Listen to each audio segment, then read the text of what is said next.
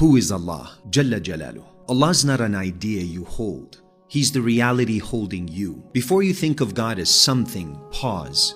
Because everything already needs Him to exist. Allah is Al-Haq, the real. Everything else is borrowed reality. The Quran doesn't begin by telling you what Allah looks like. It begins by telling you who you're standing before. All praise belongs to Allah, Lord of the worlds. Not owner, not manager, Rabb. The one who nurtures, carries, grows, sustains, corrects, and never abandons. Allah is the one who knew you before you knew yourself, before your name, before your fears, before your sins, before even your excuses. Was I not your Lord, He asks? And your soul answered, Bala, yes, indeed. Before your tongue ever learned language, that yes is still echoing inside you. That's why your heart is restless. Allah is not far.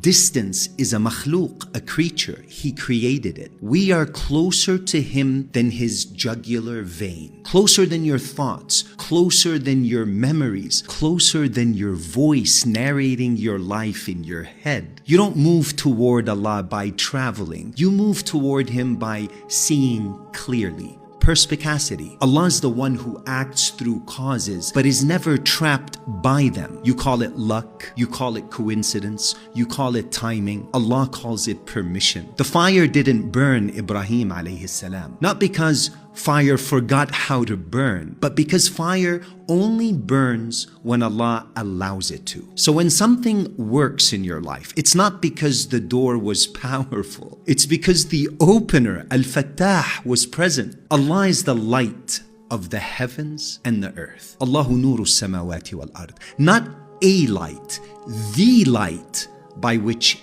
anything and everything is seen. Allah is Ar-Rahman, mercy before you deserve it, and Ar-Rahim, mercy after you mess it up. The Prophet sallallahu alaihi wasallam said, Allah's mercy outweighs His anger. Read that slowly. Not equals, outweighs. You think Allah's watching to punish you? Allah's watching you to return you to Him. Even your guilt is a form of guidance. Allah's not intimidated by your doubts. He created your intellect, not offended by your questions, because He placed curiosity in you, not shocked by your sins. He already knew the version of you that would fall and still created you. Why? Because Allah subhanahu wa ta'ala is not building perfect people. He's revealing who He is: forgiver, restorer, guide. If you never fell, you would never know His name, Al-Ghafur. Allah is the one who answers before you ask. You say,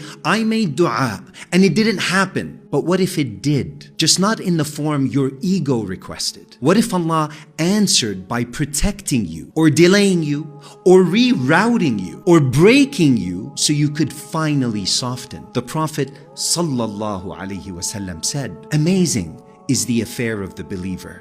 Everything is good for him. Not because life is good, but because Allah is involved. Allah's not found in noise. He's found in surrender. When the masks fall, when the strategies collapse, when you finally say, I can't do this alone. That's not weakness. That's Tawheed becoming real. And here's the part that hits home. Allah's not waiting for you at the finish line. He's the one walking you every step, even when you think you're lost, especially then. So who is Allah? Allah's the one you were never separate from, only distracted from.